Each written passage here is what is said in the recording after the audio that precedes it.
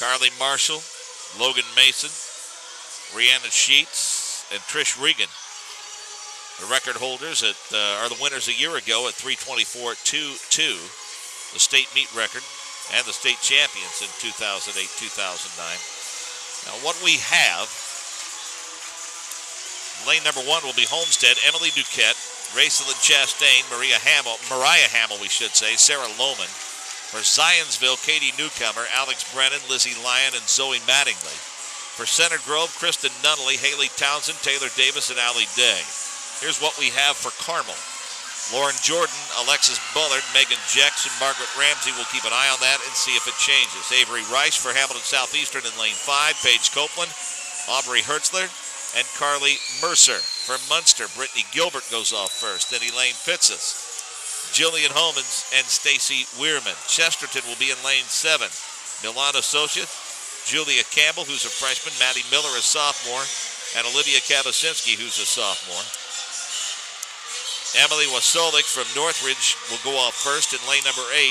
Annie Cohout, Jillian Welch, and Sarah Griffin. So, Homestead, Zionsville, Center Grove, Carmel, Hamilton Southeastern, Munster, Chesterton, and Northridge, your top 8. Or your top 8 in the 8 lanes, respectively, from the top of the screen to the bottom of the screen.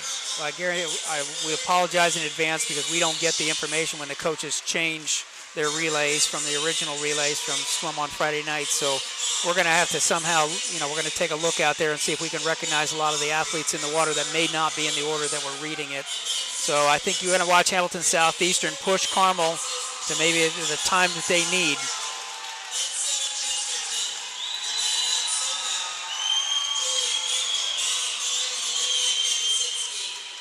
You got Kristen Nunnally leading off for Center Grove. Looks like Bullard's leading off for Carmel.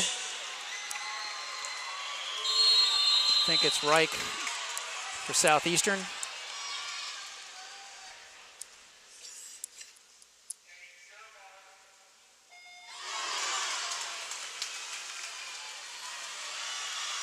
This is an interesting race to see where the strategies of the coaches and how they're going to play out in the race itself.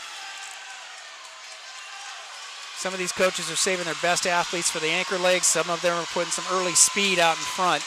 And that's lane 6, Munster, who has showed up this meet. And when I say showed up, that doesn't mean just for preliminaries. They've showed up to race the entire meet. Munster leading in lane number 6 of the first turn. Carmel is in second. In third place, Hamilton Southeastern. Pretty tight race going into the first 75. Sometimes you see a little bit of fatigue going into that tuck and spin on that last turn. Not just the swimming in between the flags, but a tired swimmer won't be aggressive and attack their turns. And right now, Munster getting out fast. Wow, 51.93 lead off for Munster. That's a tremendous lead off for Munster. Second is Southeastern, 52.2, Carmel third. Now you notice the difference on that first 25. You notice how those athletes, their tuck and spin, how quickly their legs came around on their first 25 turn, second 25 turn. Let's watch the third and see how fatigue sets in as they go. Munster still hanging in there. Carmel took over the lead at 1:16.93. Middle lanes, 3, 4, 5, and 6 were the battles at. Southeastern saved the last two, their strength for the back half of the race. If they can stay in the hunt, they'll have a chance. Carmel starting to stretch out the lead here.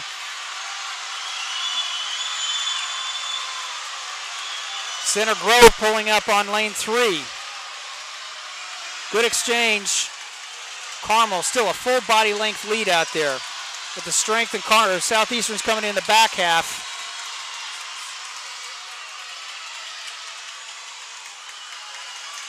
Good turn by Aubrey Hertzler from Southeastern, but not making up any ground, but she's pulling away from the rest of the field. But catching Carmel is going to be a challenge when you got Trish Regan anchoring against Carly Mercer. Hertzler making a good run at it, but it's still, they made of that relay exchange off that second relay exchange may have made the difference early. Carmel, Hamilton Southeastern, and Munster run 1, 2, and 3 in lanes 4, 5, and 6. Munster's not backing off. Center Grove hanging in there. Looks like Allie Day anchoring for them. Good exchange, but look at the underwater work by Trish Regan. That gives you a lot of momentum early. Allie Day anchoring for Center Grove. Carly Mercer making a run, but that's maybe too much to overcome here. She's made up a little bit of ground, but it's going to be hard catching Trish Regan. When you got to use all your energy up on your first 50 to make that play, you don't have anything left on that last 25. Over there, it's Zionsville in lane 2 making a push on Center Grove.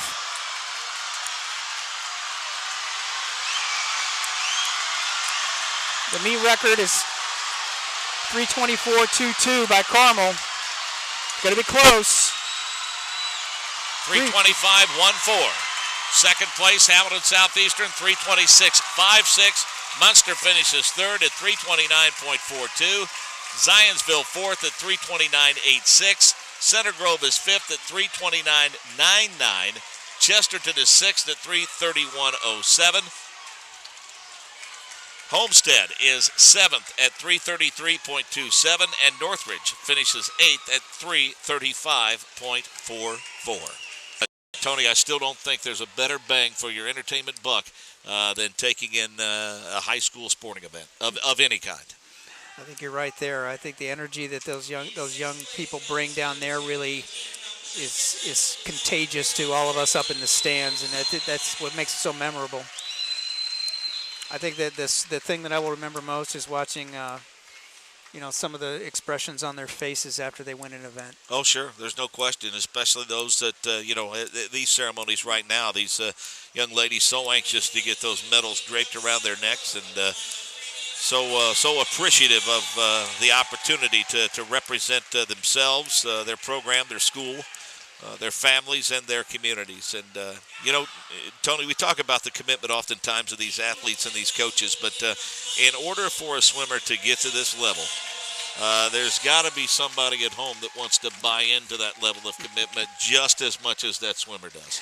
Well, it is a triangle. It is the parent, the athlete, and the coach, and they all commit a tremendous amount. As much as the parents turn the athletes over to the coach, they're still members of the family. The parents still have to be parents 24 hours out of the day.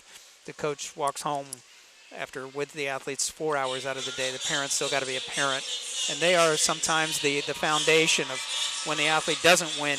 They got to come home and be that support person, or they've got to be the person that drives them there in the snow at 5:30 in the morning, and making sure that the athlete has every opportunity that they can and keep them healthy. And I can guarantee you that every coach down there has the biggest stress level they have is keeping their athletes injury-free and healthy.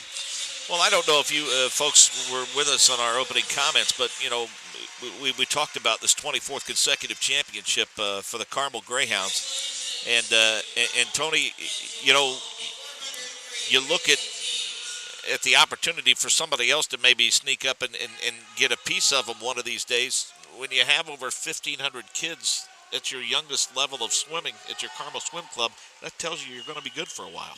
Better believe it, Mark. Our last group of winners today, it's the 400-yard freestyle relay team from Carmel, and we're joined now again with Margaret Ramsey, Megan Jex, Lucy Kramer, and Trish Reagan. Guys, congratulations again. I got one number for you, 24 consecutive team state championships for Carmel. What does it mean to you guys to keep the streak, keep the tradition alive? It's just great to be a part of history and know that it's more than just us. It's people years and years before us. Talk about the race a little bit. You guys had some great relay exchanges. Is that where the race was won for you? I couldn't hear. I couldn't hear. You're right. No. I was talking about the relay exchanges. Oh, yeah. We've been working on them in practice. We've improved from the past years because they were kind of weaknesses for us, but we've gotten better, so I'm proud of that. I appreciate your guys' time. Go celebrate with your teammates. Thank you. Thanks.